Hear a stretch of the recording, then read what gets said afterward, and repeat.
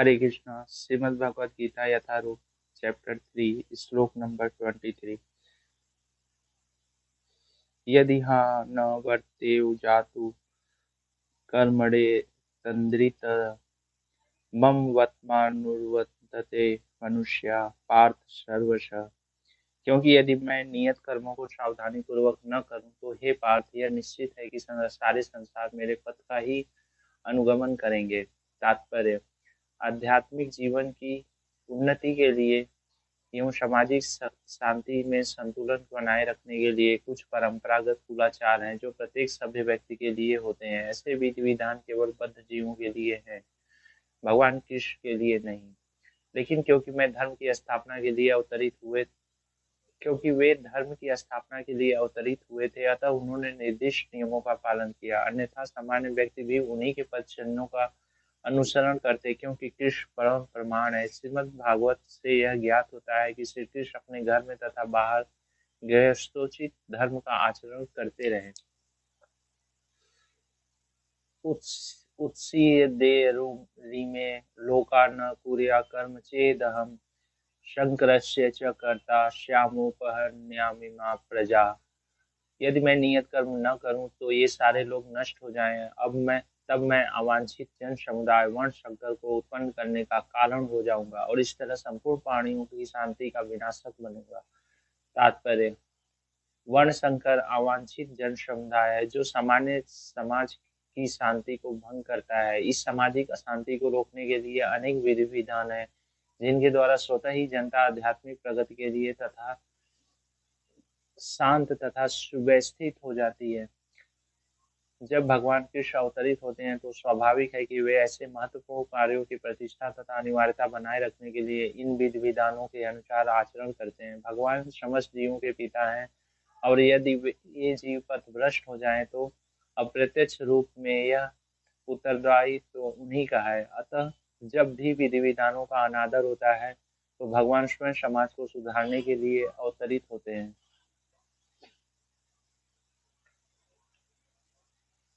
किंतु हमें ध्यान देना होगा कि यद्यपि हमें भगवान के पद चिन्हों का अनुसरण करना है तो भी हम उनका अनुकरण नहीं कर सकते हैं।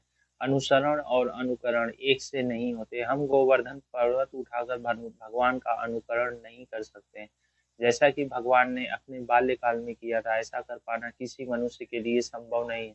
हमें अनेक उपदेशों का पालन करना चाहिए, किंतु किसी भी समय हमें उनका अनुकरण नहीं करना है। श्रीमद् भागवत में 10.33, 32, 39 इसकी पुष्टि की गई है। नैतत् समाचरे जातु मनशापि हानीश्वर विनश्य त्याजन मोयाग यथा रुद्रो बीज विषम। ईश्वराण वचः सत्यम तथैवाचरित कंचित तेषां यत् स्ववचोक्तं बुद्धिमास्ततं समाचरेत्। मनुष्य को भगवान तथा उनके द्वारा शक्ति प्रदत्त सेवकों के उपदेशों का मात्र पालन करना चाहिए। उनके उपदेश हमारे लिए अच्छे हैं और कोई भी बुद्धिमान पुरुष बताई गई विधि से उनको कार्यान्वित करेगा। फिर भी मनुष्य को सावधान रहना चाहिए कि वह उनके कार्यों का अनुकरण न करें। उसे शिव जी के अनुकरण में विष का समुद्र नहीं पी लेना चाहिए। हमें सदैव ईश्वरों की या सूर्य तथा चंद्रमा की गतियों को वास्तव में नियंत्रित कर सकने वालों की स्थिति को श्रेष्ठ मानना चाहिए। ऐसी शक्ति के बिना कोई भी सर्वशक्तिमान ईश्वरों का अनुकरण नहीं कर सकता। शिव जी ने सागर तक के विष का पान कर लिया, किंतु यदि कोई सामान्य व्यक्ति विष की एक बूंद भी पीने का यत्न करेगा तो वह मर जाएगा। शिव जी के अनेक छद्म भक्त हैं जो गांजा तथा ऐसी ही अन्य मादक वस्तुओं का सेवन करते रहते हैं, किंतु वे यह भूल जाते हैं कि इस प्रकार शिव जी का अनुकरण करके वे अपनी मृत्यु को निकट बुला रहे हैं।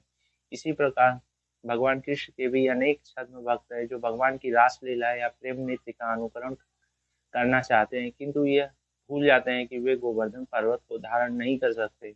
अतः सबसे अच्छा तो यही होगा कि लोग शक्तिमान का अनुकरण न करके केवल उनके उपदेशों का पालन करें। न ही बिना योग्यता के किसी को उनका जन्म स्थान ग्रहण करने का प्रयत्न करना चाहिए। ऐसे अनेक ईश्वर के अवतार हैं जिनमें भगवान की शक्ति नहीं होती है।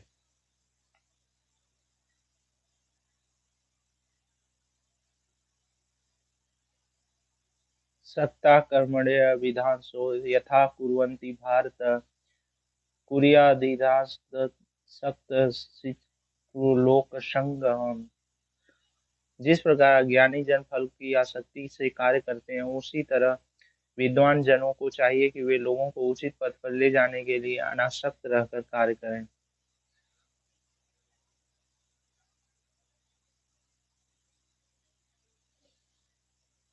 तात्पर्य: एक कृष्ण भावना भावित मनुष्य तथा एक कृष्ण भावनाहीन व्यक्ति में केवल इच्छाओं का भेद होता है। कृष्ण भावना भावित व्यक्ति कभी ऐसा कोई कार्य नहीं करता जो कृष्ण भावनामृत के विकास में सहायक न हो। यहाँ तक कि वह उस अज्ञानी पुरुष की तरह कर्म कर सकता है जो भौतिक कार्यों में अत्यधिक आसक्त रहता है, किंतु इनमें से एक ऐसे कार्य अपनी इंद्रिय तृप्ति के लिए करता है जबकि दूसरा कृष्ण की तुष्टि के लिए। अतः कृष्ण भावना भावित व्यक्ति को चाहिए कि लोगों को यह प्रदर्शित करे कि किस तरह कार्य किया जाता है और किस तरह कर्म फलों को कृष्ण भावनामृत कार्य में नियोजित किया जाता है। न बुद्धि भेदम जनयेत ज्ञानाम कर्म संगीनाम जोशे सर्वकर्मणि विद्यान युक्त क्षमाचरण। विद्वान व्यक्ति को चाहिए कि वह सकाम कर्मों में आसक्त अज्ञानी पुरुषों को कर्म करने से रोके नहीं, ताकि उनके मन विचलित न हो, अपितु भक्तिभाव से कर्म करते हुए वह उन्हें सभी प्रकार के कार्यों में लगाए जिससे कृष्ण भावना में क्रमिक विकास हो। तात्पर्य: वेदस्य सर्वैरहमेव वेद, यह सिद्धांत संपूर्ण वैदिक अनुष्ठानों की पराकाष्ठा है। सारे अनुष्ठान, सारे यज्ञ कृत्य तथा वेदों में भौतिक कार्यों के लिए जो भी निर्देश हैं, उन सबों समेत सारी वस्तुएं कृष्ण को जानने के निमित्त है, जो हमारे जीवन के चरम लक्ष्य हैं।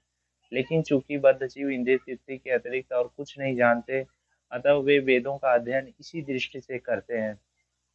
किंतु सकाम कर्मों तथा वैदिक अनुष्ठानों के द्वारा नियमित इंद्रिय तृप्ति के माध्यम से मनुष्य धीरे धीरे कृष्ण भावनामृत को प्राप्त होता है। अतः कृष्ण भावनामृत में स्वरूप सिद्ध जीव को चाहिए कि अन्यों को अपना कार्य करने या समझने में बाधा न पहुंचाए, अपितु उन्हें यह प्रदर्शित करे कि किस प्रकार सारे कर्म फल को कृष्ण की सेवा में समर्पित किया जा सकता है।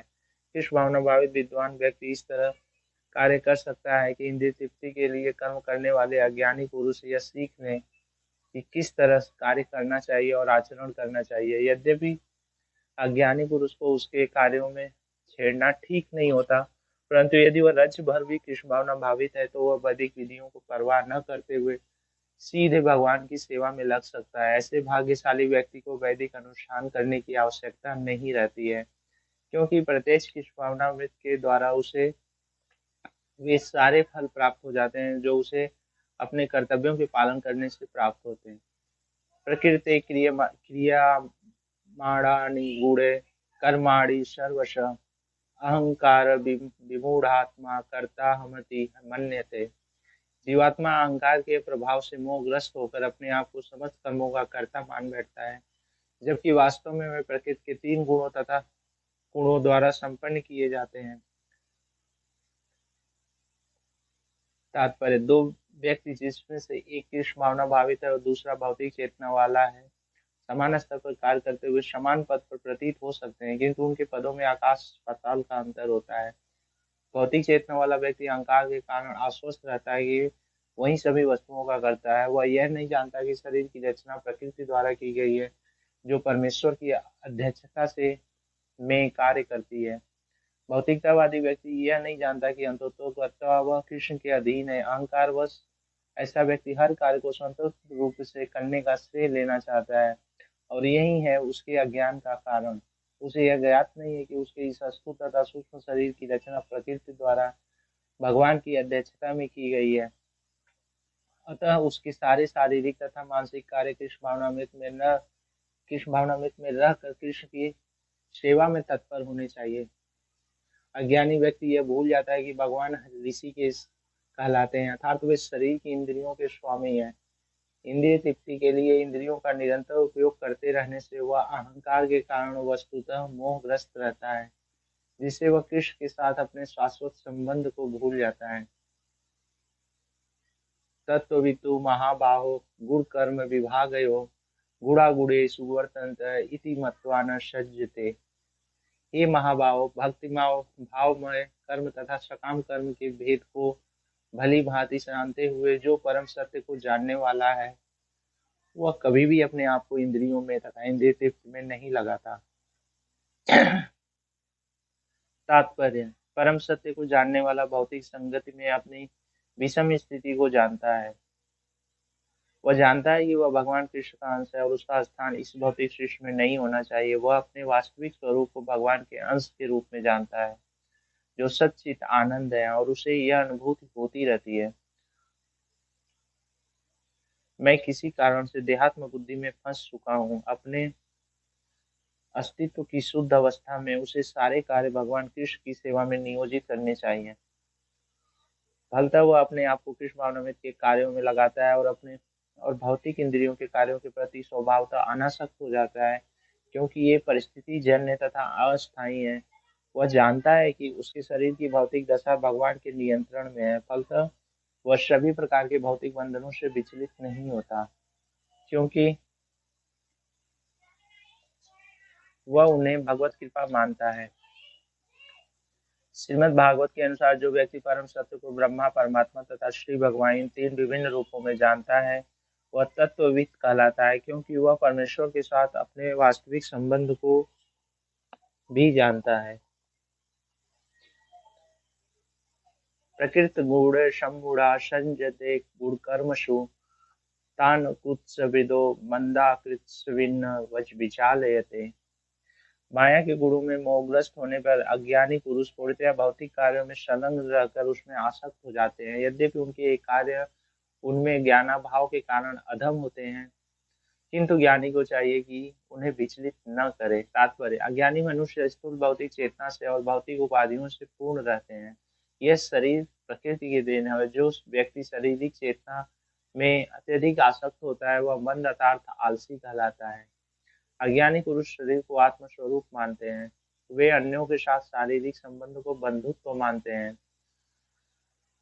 जिस देश में यह शरीर प्राप्त हुआ है उसे वे पूज्य मानते हैं, और वे धार्मिक अनुष्ठानों को, औपचारिकताओं को ही अपना लक्ष्य मानते हैं। ऐसे भौतिकताग्रस्त उपाधिकारी पुरुषों के कुछ प्रकार के कार्यों में सामाजिक सेवा, राष्ट्रीयता तथा परोपकार है। ऐसी उपाधियों के चक्कर में वे सदैव भौतिक क्षेत्र में व्यस्त रहते हैं। उनके लिए आध्यात्मिक बोध मिथ्या है, अतः वे इसमें रुचि नहीं लेते। किंतु जो लोग आध्यात्मिक जीवन में जागरूक हैं, उन्हें चाहिए कि इस तरह भौतिकता में मग्न व्यक्तियों को विचलित न करे। अच्छा तो यही होगा कि वे शांत भाव से अपने आध्यात्मिक कार्यों को करें। ऐसे मोहग्रस्त व्यक्ति अहिंसा जैसे जीवन के मूलभूत नैतिक सिद्धांतों तथा इसी प्रकार के परोपकारी कार्यों में लगे हो सकते हैं। जो लोग अज्ञानी हैं, वे कृष्ण भावनामृत के कार्यों को समझ नहीं पाते। अतः भगवान कृष्ण हमें उपदेश देते हैं कि ऐसे लोगों को विचलित न किया जाए और व्यर्थ ही मूल्यवान समय नष्ट न किया जाए। किंतु भगवत भक्त भगवान से भी अधिक दयालु होते हैं, क्योंकि वे भगवान के अभिप्राय को समझते हैं। अतः फलतः वे सभी प्रकार के संकट झेलते हैं, यहाँ तक कि वे इन अज्ञानी पुरुषों के पास जा जाकर उन्हें कृष्ण भावनामृत के कार्यों में प्रवृत्त करने का प्रयास करते हैं, जो मानव के लिए परमावश्यक है।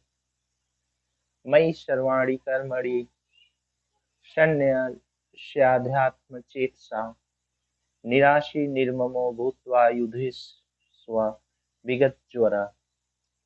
अतः हे अर्जुन, अपने सारे कार्यों को मुझ में समर्पित करके मेरे पूर्ण ज्ञान से युक्त होकर लाभ की आकांक्षा से रहित, स्वामित्व के किसी दावे के बिना तथा आलस्य से रहित होकर युद्ध करो। तात्पर्य, यह श्लोक भगवत गीता के प्रायोजन को स्पष्टतया इंगित करने वाला है। भगवान की शिक्षा है कि स्वधर्म पालन के लिए सैन्य अनुशासन के सदृश पूर्णतया कृष्ण भावना भावित होना आवश्यक है। ऐसे आदेश में कुछ कठिनाई उपस्थित हो सकती है, फिर भी कृष्ण के आश्रित होकर स्वधर्म का पालन करना ही चाहिए, क्योंकि यह जीव की स्वाभाविक स्थिति है। जीव भगवान के सहयोग के बिना सुखी नहीं हो सकता, क्योंकि जीव की नित्य स्वाभाविक स्थिति ऐसी है कि भगवान की इच्छाओं के अधीन रहा जाए।